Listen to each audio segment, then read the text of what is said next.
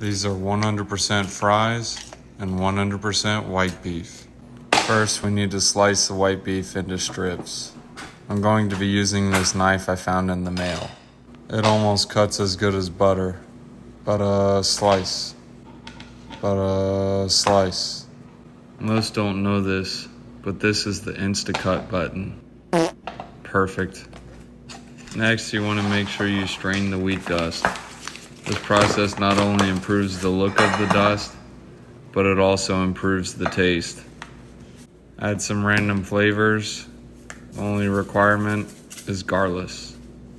Use your fork to mix the lardo. Some fresh chicken juice, bread pellets. Make sure your resources are ready and start. If you don't do the dip, flip, and slip the right way, bad stuff can happen.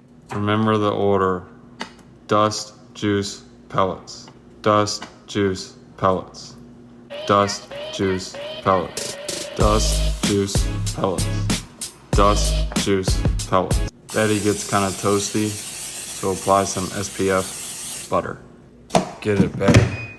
For the dipping sauce, add 1 tablespoon of ketchup, a teaspoon of ketchup, another teaspoon of ketchup, a dash of ketchup, and a pinch of ketchup, and mix Solardo.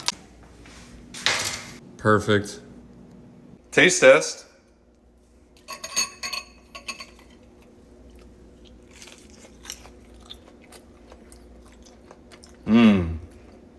Chicken fries.